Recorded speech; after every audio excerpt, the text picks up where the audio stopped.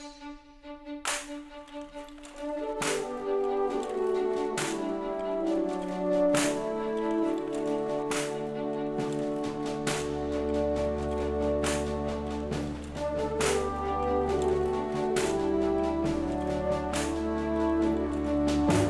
are those who dedicate themselves to a sense of honor,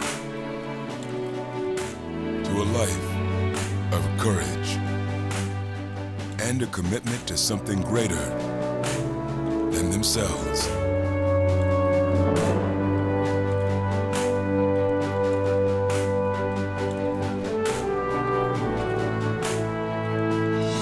They have always defended this nation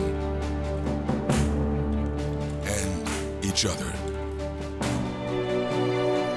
They still do.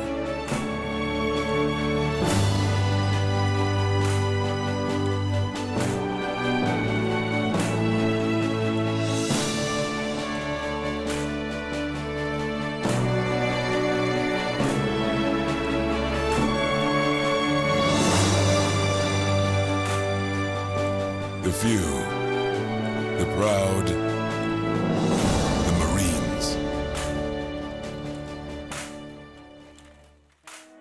That sense of honor, a life of courage, and a commitment to something greater than themselves has always been a two-way street, for the Marines and to the Marines. On August 10, 2022, President Biden signed into law the Sergeant First Class Heath Robinson Comprehensive Toxic PACT Act. The PACT Act is the most significant expansion of benefits and services for toxic exposed veterans in more than 30 years. Who fought for our wars for the past 30 years, establishing presumptions of service connection for asthma, sinusitis, rhinitis, and 9 rare respiratory cancers. And now, by signing the PACT Act into law, President Biden will empower VA to deliver the care that millions of toxic exposed veterans need and the benefits that they and their loved ones deserve. And VA stands ready to implement PACT now. Veterans can visit va.gov/PACT to learn more about how this law will help them and their families, and we encourage anyone who might be eligible for PACT Act benefits to apply right away, because we'll stop at nothing to make sure every veteran, every family member, and every survivor gets everything they've earned. Named in honor of Sergeant First Class Heath Robinson, a decorated combat medic who died from a rare form of lung cancer. This historic legislation will help deliver more timely benefits and services to more than 5 million veterans across all generations who may have been impacted by toxic exposures while serving our country. The PACT Act also provides compensation and health care to people exposed to water contamination at Camp Lejeune in eastern North Carolina. The new legislation applies to anyone who lived or worked at Marine Corps Base Camp Lejeune between 1953 and 1987. It allows those who experience serious illness, miscarriage, or birth defects to be eligible for disability payments, health care, and compensation. Up to 500,000 people may have been exposed to contaminated drinking water at the base over that 30-plus year period. This is a monumental step forward in helping all veterans exposed to toxic chemicals during service, and also a breakthrough in achieving justice for veterans, families, non-military staff, and others who were harmed at Camp Lejeune. The Insider Exclusive Justice in America news team is on location in Pensacola, Florida, to take you behind the scenes in this new network TV special, Justice in America, Camp Lejeune Justice Act of 2022, Tyler Walker III's story, with Brian Barr, shareholder at Levin Papantonio Rafferty, to show how veterans and their families can seek justice and compensation if they develop illnesses from Camp Lejeune's toxic drinking water. Levin Papantonio Rafferty has fought to protect the rights of our veterans and their families that live right here in this community. We remain committed to that fight today. The United States Marine Corps discovered the drinking water at Camp Lejeune was contaminated with toxic chemicals between the years of 1953 and 1987. These chemicals have been linked to numerous serious medical conditions, including multiple cancers. If you or someone in your family lived, worked, or was stationed at Camp Lejeune and developed cancer or a serious health condition, call our law firm today. We want to help. This is the Insider Exclusive, live from Pensacola, Florida.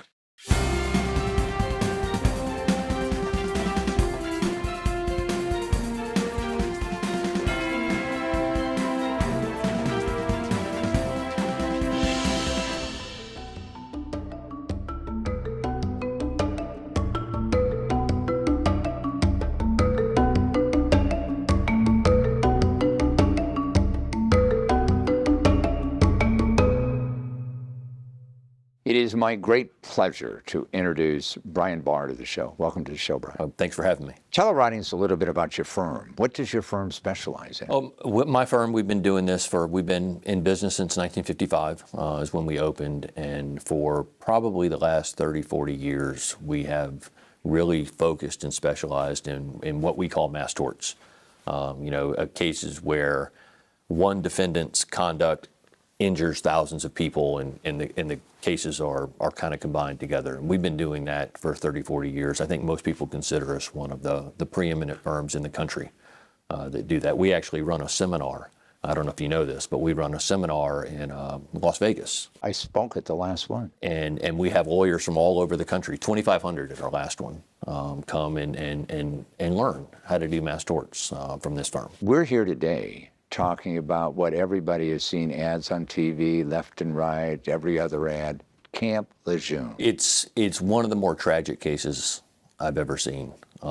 They discovered the contamination in 1982 when government regulations required them to start testing the water. So they found these contaminants in 1982, didn't say anything. Did studies, tried to figure out the extent of the contamination, did water modeling, figured it out that the aquifers, primarily two wells and two water treatment systems that provided the entire base, were contaminated with TCE, vinyl chloride, benzene, PCE, really hazardous chemicals. That cause cancer. That cause cancer, cause many things. They did a bunch of modeling. They figured out that this contamination went back to 1953. So the base had been active since 1941. So people going through that base, and as you know, back in that period of time, every Marine, for the most part, went through Camp Lejeune. And so from 1953 to 1987, when they finally shut the wells down, you had this massive, exposure to all these Marines and their families who wanted to serve the country. And what's really tragic about it is they didn't say anything. So from 1982 to 1987, people still drinking the water, still swimming in it, cooking in it, watering their lawns. All that, think about how you're exposed to water every day. They don't say a word. 1987, they shut the wells down. Thank God, we've got that fix in place. Then they wait 11 years to tell anybody that this existed. They start sending out letters in 2008, and that time period is very important here because there's this thing in North Carolina called the statute of repose, where their last act, the last exposure, if you don't bring your lawsuit until 10 years after that, you can't bring it. So they waited until 2008 to tell it. When you say they, who's they? The United States government.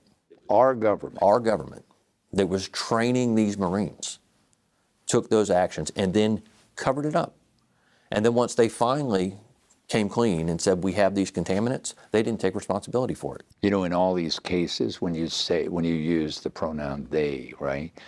The United States government is comprised, like any corporation, is comprised of individuals. So the entity, the United States government, doesn't create or cause the problem. The individuals who are in charge. Now, I recognize in this case, that there is going to be compensation paid, rightfully so. But one of the problems that I have with all of these cases is the individuals who covered it up. Nothing will happen to them. Nothing. So go forward here. We're talking now 2008, right? They sent out letters. They say you may have been exposed to contamination. Knowing full well that they are past the statute of repose. The statute of limitations is 10 years, right? And knowing full well that there was no may.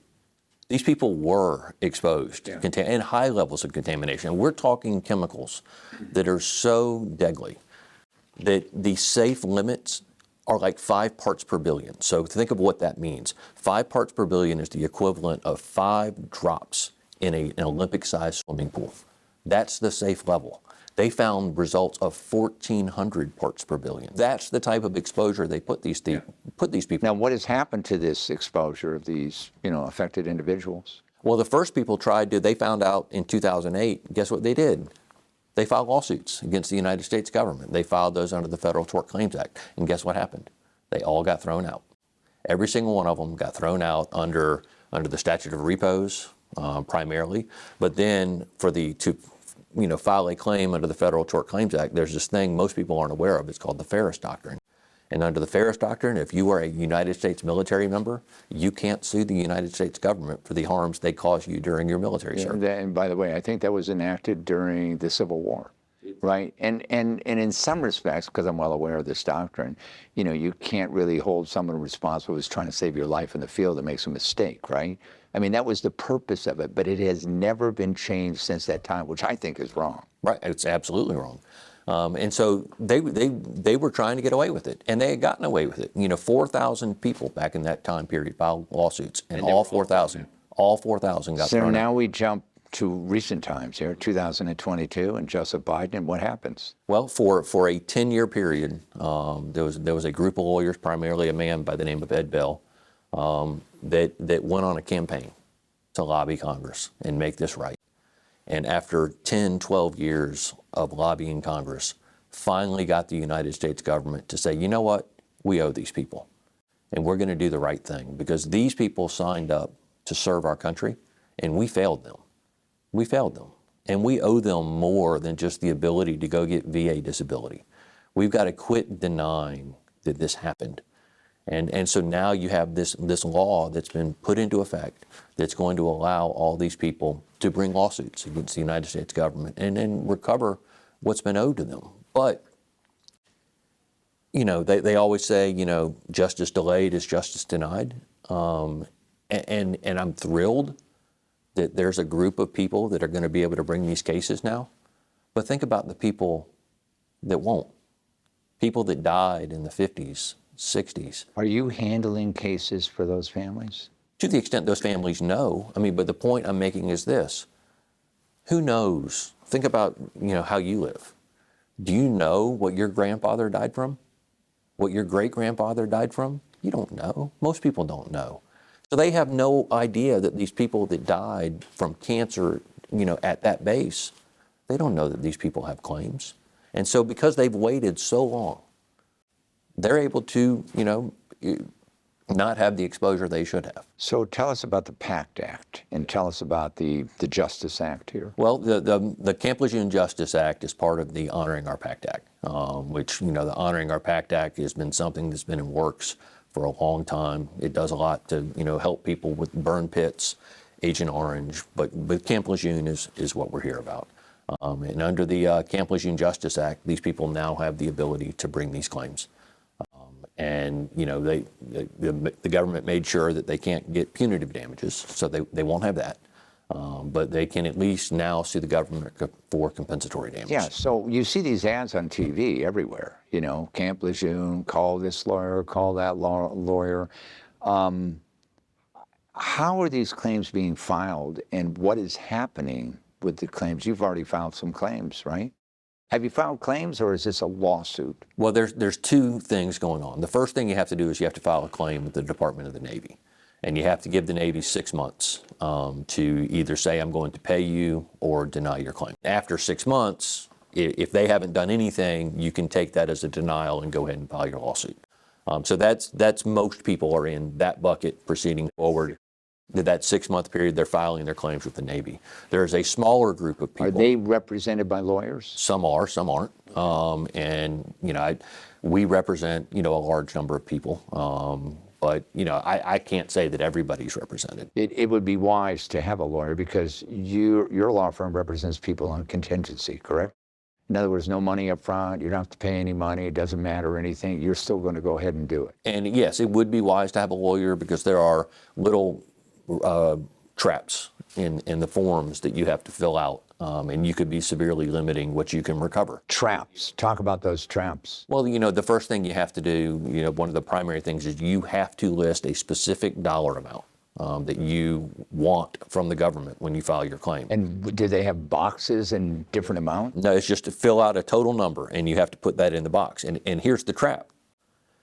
If they deny it, and you go into a lawsuit, and you file your lawsuit, and you get a verdict, you are capped at the number you put in that box. So if you thought some fair, equitable settlement might be $1 million, and you end up getting 10 million, you're not going to get more than $1 million. You're getting $1 million. The reason I'm asking these specific questions is because, people say, well, I see these ads, I can file it myself. You can't. No, they think they're being reasonable. I mean, most people want to be reasonable. Yeah. I mean, think about that. I mean, most people, particularly military veterans, they aren't out there. This isn't about, hitting the litigation lottery. And they want to be reasonable. And they're like, look, okay, so they'll add up. I've watched them do it. They'll add up their medical bills. They'll add, and they'll go, okay, look, $50,000 would be reasonable. And they submit that. And now they're capped. And the other thing they don't think about, what about future medical? If you have cancer now, for example, what about future problems, right? Medical bills, right?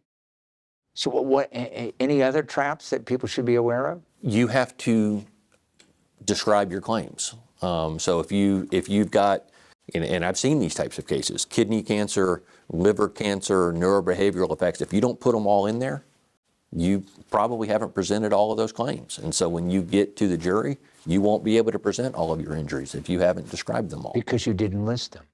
My God. So does your law firm provide medical assistants? In other words, doctors and people that they can go to, or people that can get their records from and put it all together? We get the records and we put it together for them. And your law firm's been doing these kinds of claims for, 60 years? Well, not specifically on Federal Tort Claims Act stuff, but, mass torts. Once they go through the administrative process, then they can file their lawsuit. Assuming the Navy denies it or doesn't put enough money on the table for them, then they can file their lawsuit.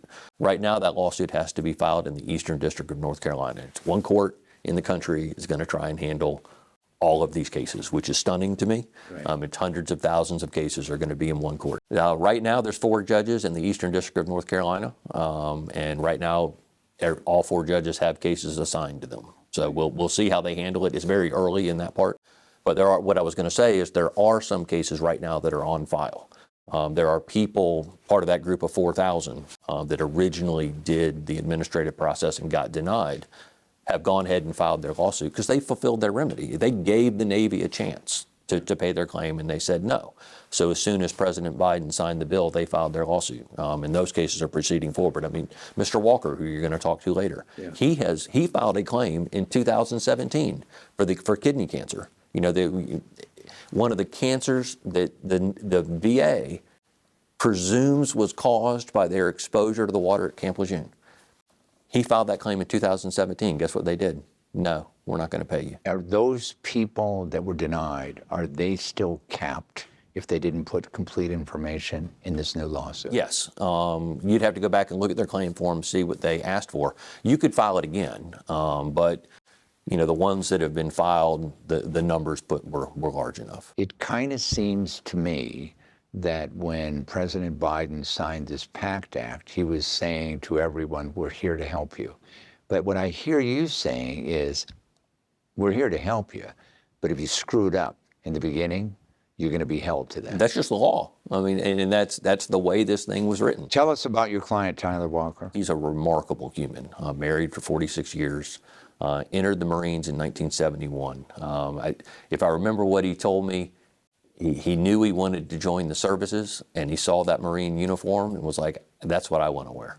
Joined the Marines in 1971, got based in Camp Lejeune. Lived in Camp Lejeune for 2 years.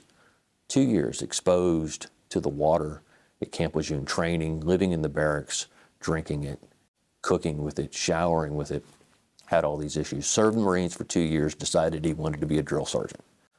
Went to the Army. So he left the Marines, went to the Army, served a total of 32 years in the military. 32 years. Drill sergeant. He's in a Hall of Fame. for military members. He'll tell you about that. He's just a remarkable man, but then got kidney cancer. He got cancer, I understand, approximately 10 years later. Why don't we bring him on right now? It is my great privilege to introduce Tyler Walker to the show. Welcome to the show. Thank you, sir. I should say, welcome to the show, Command Sergeant Major, right? Thank you, sir. Yes, sir. Well, it's a great privilege to have you here. You know my Army background, and I have a lot of respect for Sergeant Majors, always. In fact, I think they're more important than four-star generals. So, you get out of the service, right?